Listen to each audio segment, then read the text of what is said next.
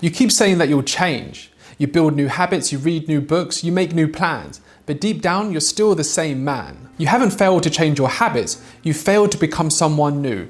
You're trying to live like a different man while you're still thinking like the old one, and the old one always wins. The truth is, men don't change, they just decorate the prison of who they used to be. New routines, new language, but they're trapped in the same cage. Real transformation isn't about adding more, it's about dying. It's about killing the man you are so the one that you want to be can come alive. Until you let go of the version of you that keeps failing, every victory will slip through your hands. Hi, I'm Dominic, and this channel is about rebuilding men from the ground up with strength, with character, and with purpose. I'll show you how to rebuild yourself from the inside out, not through motivation, not through hacks, but through identity, the one thing that most men never master. Let's begin. Step 1, burn the old script. Most men have a script running in their head, the story of who they think they are. I'm lazy, I'm unworthy, I'm unattractive. And if you repeat these lines often, they sound like truth, but they're not truth. They're programming. They've been programmed as responses out of your past failures. The reason you can't change is because you're acting from that old script. You make new plans, but you're running it through the same identity, the same excuses, the same insecurities, and the same fears. You're fighting for a new future while you're defending your past. I used to live by my old script too. It used to tell me that I was inconsistent and undisciplined. Every time I tried to make change, I'd prove the script right. I would make change for a few days and then I would quit. And then there would be this voice in my head whispering, see, that's who you are. The moment that changed everything was when I stopped arguing with the script and burned it. I wrote out every line of that old story, read it out loud, and then burned it, literally.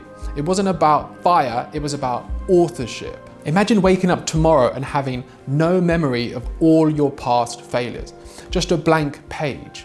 You'd move differently, you'd think differently, you'd act differently. You'd finally stop hesitating because you'd have no past holding you back. And that's what happens when you burn the old script. You stop being a prisoner of your memories and you start being the author of your future. Here's your first assignment. Write down your old script. Every limiting belief, every excuse, every label that you give yourself, write them all out. Read it, feel it, and then destroy it. Because as long as that story exists, the old you still survives. Step 1 is death. The death of the man that keeps losing. Burn the script so we can begin a new one tomorrow and move on to step number 2.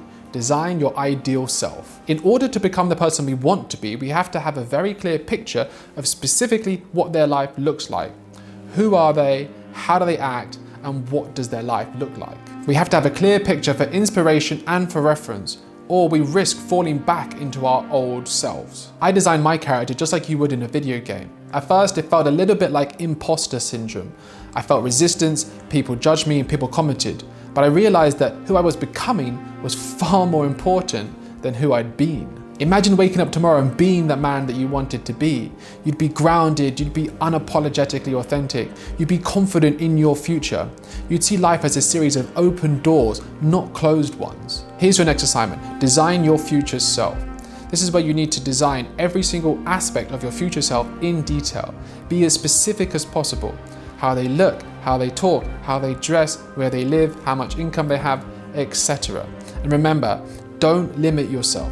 The imagination was not built for limitations. Lots of people design their character but normally give up here. They don't go on to the next step that makes change possible. Step 3, emotional connection. Designing is not enough, and this is where most people give up. We need to create an emotional connection to the outcome, to give us motivation, to give it meaning, and to give us a reason to never abandon it. We can design our ideal selves, but if we have no emotional connection to the outcome, we can easily abandon it or regress. Human beings need an emotional desire to pull them through hard times. They say that your desire to change has to be stronger than your desire to remain. Where I used to get tripped up was I didn't have a strong enough connection to the outcome. I didn't have a strong enough pull connecting me to the man I wanted to be. I had to detach my emotional connection from my current self, from my familiarity, from my surroundings, and from my history. It's hard. Creating a new person feels like you're abandoning the old one, but it's just an upgrade. Once I attached more emotional desire and connecting to the new me, I lost connection with the old one. And that's what made the transition much easier to solidify. Imagine if your current self was such a distant memory that you no longer related to them. and even felt sorry for them. Here's your next assignment. Visualize your future self. Visualize what happens if you stay the same. What does your life look like 5 years from now? Got the picture? Good. Now you need to visualize how it would feel to have achieved your goal. How would it feel to be the person that you want to become? You need to sit down for a few minutes every day and just think and feel it. Imagine you have already become that person. How does it feel? Embody it. Feel that energy. Practice and repeat. Now you've done the step that most people fail at. The next creates direction and guidance for your new life. Step 4, a new life map. If you want to become the new you need to either create completely new goals or rewrite your current goals from this new perspective. If we want to become the better version of ourselves, we don't want to be limited by our old goals. There's a chance they may have been limited or even just too small to begin with. We need a clean slate. Even if we have the same goals, we want to write it from this new perspective. When I designed my new self and attached more emotional desire to the new self than to my old self, I had to redesign my whole life. I had to create a completely new future with new goals and identify the new skills I needed so I could reach my new goals. Imagine how your ideal self would judge your current goals. Are they too small? Is a timeline too long? Or are they just completely wrong? Here's your next assignment. Write down all your current goals and then rewrite them from the perspective of your new self. Go back to the foundations of your ideal self, their character, what type of life do they want. Assess everything and keep that which is in alignment with your future self and abandon everything else because they're just dead ends. But new goals and plans are not enough without step number 5, act the part. We all desire to act more like our ideal selves, to be more confident, to be more assertive, to be more polite. But the problem is, at first it feels like acting, and in a way it is, but we must push through it. To make our new selves stick, we must practice. We must practice how they would act and how they would behave, little by little and step by step, until it is no longer acting, it's just how we are. Like the Hollywood actor Cary Grant said, I pretended to be the man I wanted to be until I became him or he became me. When I designed my ideal self, I practiced how I would talk, how I would walk, and how I would interact with others. When I was younger, I was quite shy, so I would prepare for social situations.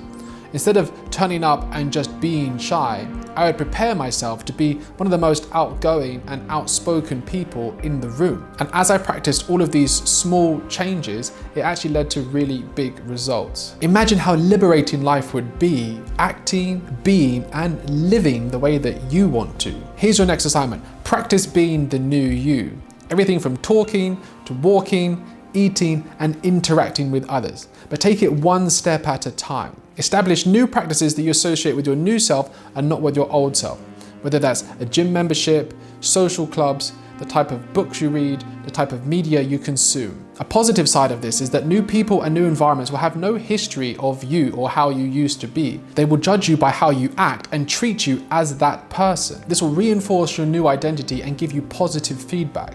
So it's important to experience these new environments and these new relationships so you can practice and routinize this new character. So it helps to change your environment, to establish your new self with people, so it becomes routinized and normalized. One caution though is that your old friends and your family will notice the difference, and they may judge you, they may comment, and they may try to make you feel awkward for changing, but that's only because they feel uncomfortable that you are trying to change and become someone new. It makes them feel bad for staying the same. Identify those people that are supportive of your new choices and your new life direction. These are people that you want to keep in your life.